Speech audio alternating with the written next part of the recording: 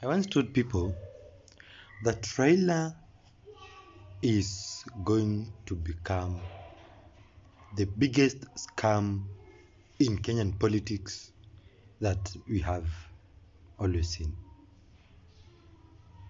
And people were shocked when I said this, because at that time, the government of William Samoei Arap Ruto, I'll never call him president because he's illegitimate. The government of William Samoei Arap Ruto had just called for bipartisan talks and they were underway. But it was becoming a joke. It was becoming an embarrassment. And there were some rumors about Kenyans having to go back on the streets to maandamano. And we were discussing this politics with some of my friends and some people we work with, quite a group number of them. And I told them, Raila is actually a big political scam. And they were like, no, you are wrong. You cannot be right. I mean, Raila has been there for us all this while. And I told them, let's wait and watch where maandamano ends up. If he was illegitimate, then it should become fruitful.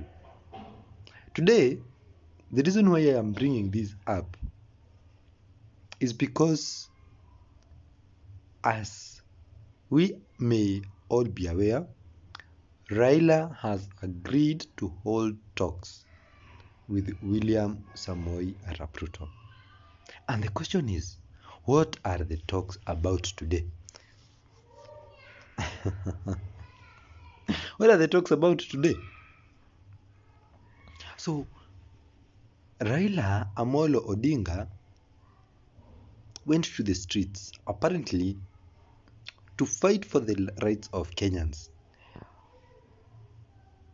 And this is because, number one, Kenya's last year's elections was illegitimately conducted by a legitimate IEBC, and the current holder of the office of the president is not the rightful owner of that place. Whoever should be in that office is not the one who is in that office. The second thing is that the cost of living is actually spiraling up and up, higher and higher each day. Apparently, the other issue was the finance bill that had just been passed by Parliament and made into law until it was stopped by Okia Omtata. By the way, everybody, let's big up to this guy. And if you like Okia Omtata, don't forget to like and give a thumbs up for that fella. He's great, manze. The third issue was the servers to be opened. And we all know the process that went. The talks stalled. We went back to the streets. People started fighting and all that. The police started killing Kenyans, tear gassing, even skilled children. And it came to a point, we don't know how it happened. We were always like, Raila was always like, I don't even want to hold talks with these people. I'm not going to talk to them. I don't even want to shake your hands. And Raila and William Ruto had also taken the hard line. Like, I'm not going to allow maandamano to take place. I'm not going to allow the destruction of property. This is in essence telling us, I'm going to kill anybody who goes to the streets. I'm going to tell the police to shoot to kill, and these are the kinds of things we saw on the streets happening. The police were out there shooting to kill. We have seen so many people maimed by live police bullets, property destroyed by police women and men. Now today, apparently, Raila saw the need to hold talks with the government. Are we stupid? I mean, who is stupid in this game? Are you stupid? Because I know I'm not. I cannot be cheated. You cannot cheat me.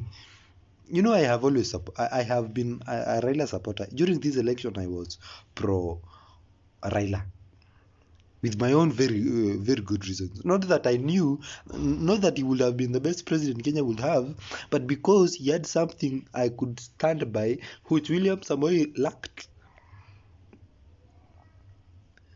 But this time around, it is becoming even more clearer that he is a bigger scam that Kenyans should ignore. So today they are going to be holding talks. Plans are underway, and I have seen the list shared by Kenya Kwanza. The cost of living is not even part of the discussion. Unga is not part of the discussion. The finance bill is not part of the discussion, and this is underway as the courts have just allowed the finance bill to proceed. Very soon it will be built into law.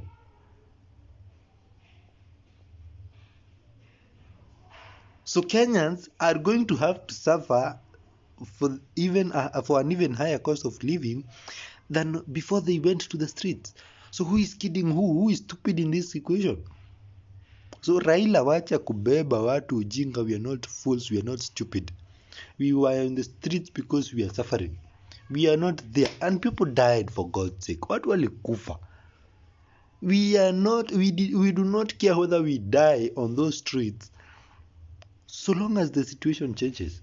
And then unatubeba ufala sijui atio sijui hawezi ongea na yeye until sijui nini, all those shenanigans. Well, we know you have already come to an agreement. We know, we are not fools.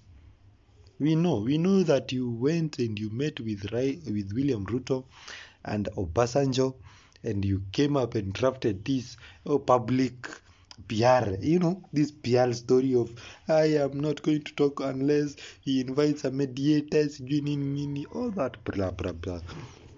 The question is, so has the cost of living gone down today?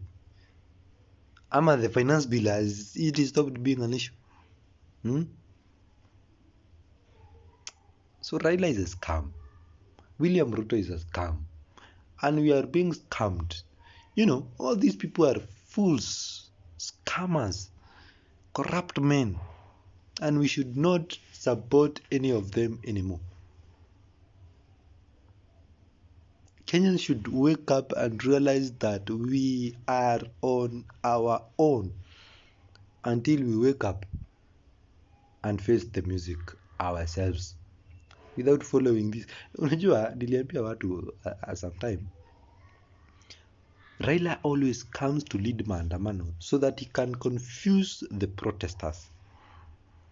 If Kenyans continued going to the streets alone without Raila coming into the equation, by the way, tumekuwa tushamalizana na story. William Ruto will not be the president.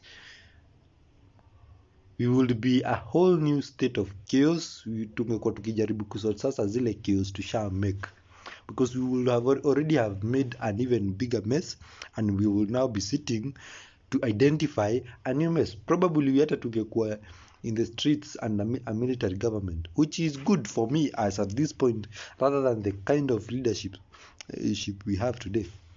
At least wanajeshi tungekuwa tunajaribu kusort sijui nini, how we are going to, new politics, new faces. We want new people in government, new things, new ways of working around these things.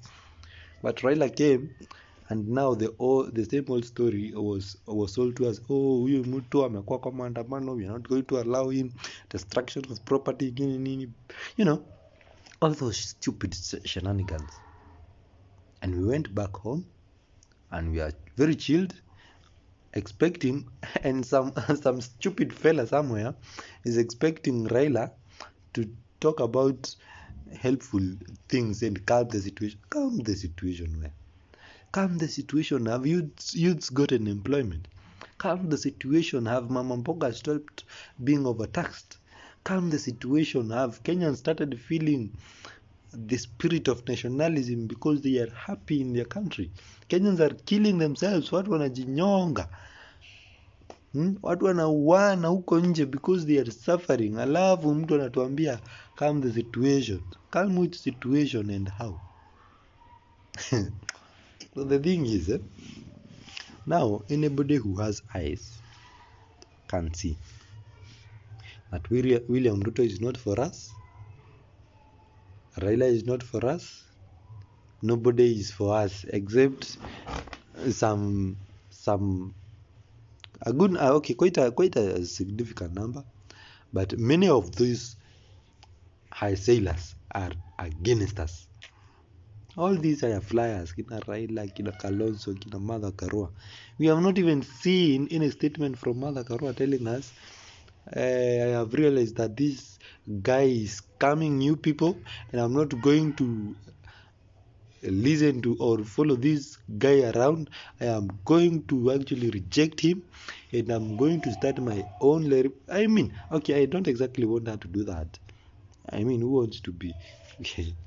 I know some people are going to tell me, oh, you are against women, you are against, but who wants Martha Karua, a revolution led by Martha Karua? Okay, nobody wants. Okay, personally, I don't want. You may want. Personally, I don't want.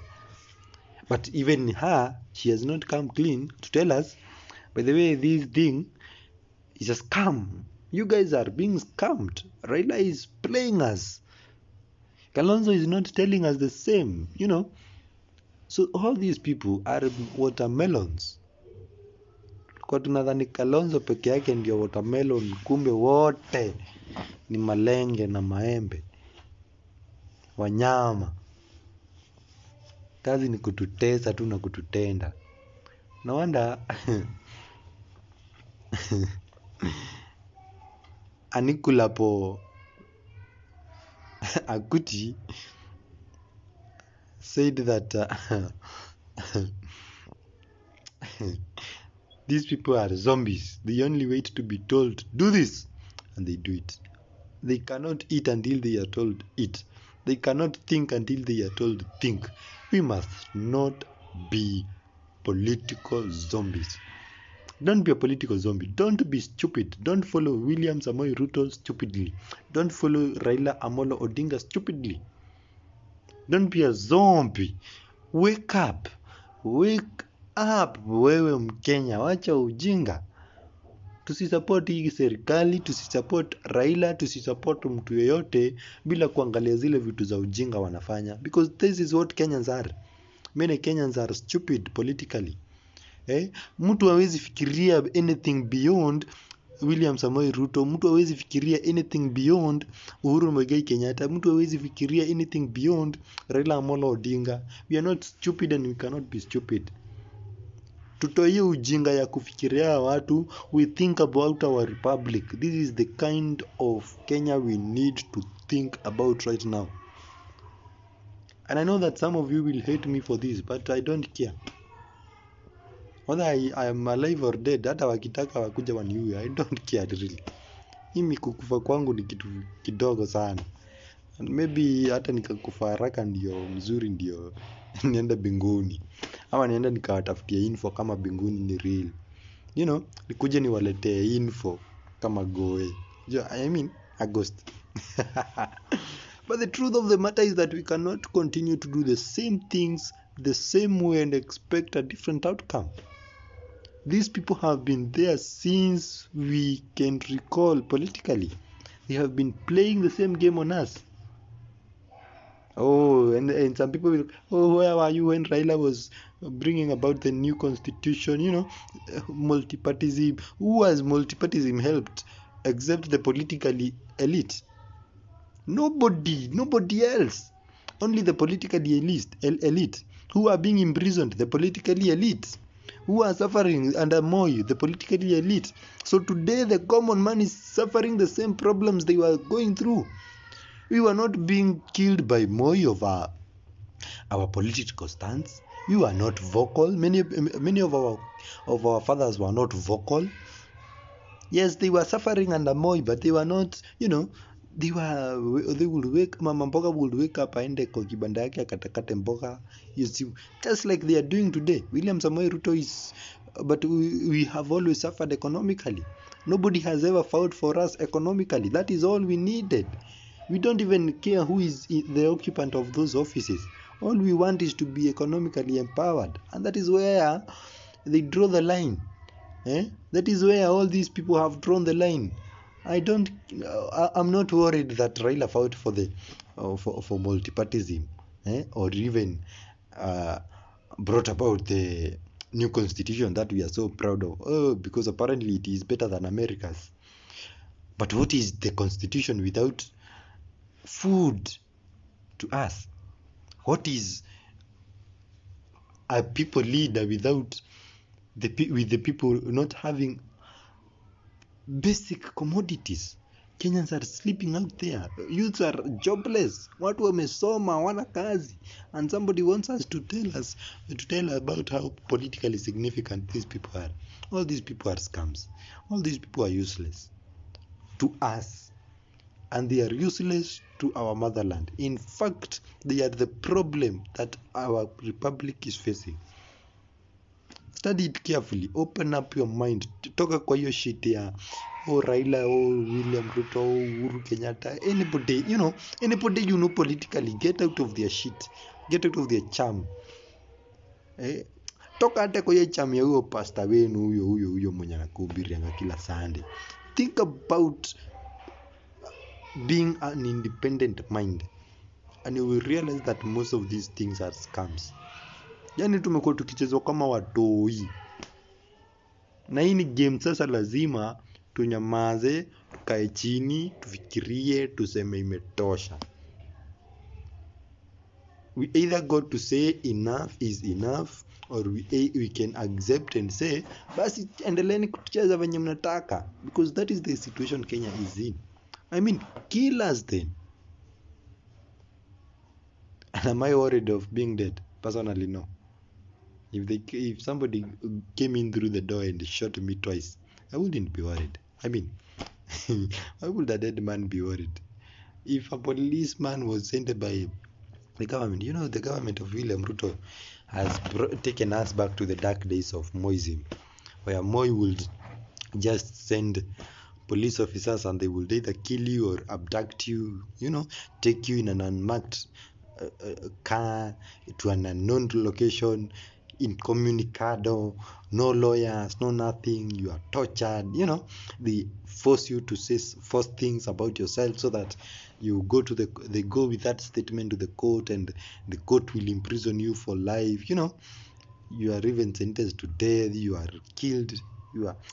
I don't care whether I will go through all those problems. But the truth is, we are suffering, and these people are not, none of them is the right leader. None of them. Not even Raila Amolo Odinga. Get the love, all the love and all the wows you have for him. There's nothing more that makes him a leader. It is because of the fetishes, the fetishes that people have for him politically that make him who he is. He is nothing more. We have not had any of those people who wills for us. None of them whips for us. If they cared for us, they could have brought change for us. The only person who tried was Uhuru Muigai Kenyatta. And we know what he has become politically. He has become the political enemy of almost everybody. Even you people hate him because he tried. And you are told that he was trying. I don't know who will save us, but we need to sit down and change our own minds. The day we will do that is the day we will be able to see Kenya and Africa, because Kenya is very significant in Africa. And maybe one of these fine days I'm going to do one about the significance of Kenya in the African continent. I'm going to do that, and maybe I'm going to share something. But meanwhile, I'm done with this talk. Don't forget to like, comment, and subscribe. This is Mkenya TV, where you get all the political knowledge you will want. Don't forget to follow. Don't forget to click that subscribe button. And don't forget to tell me what your views are on the same topics. And all I can say for now is bye. We love Kenya and we love Africa. I am African and Africa is my business. Kwaheri.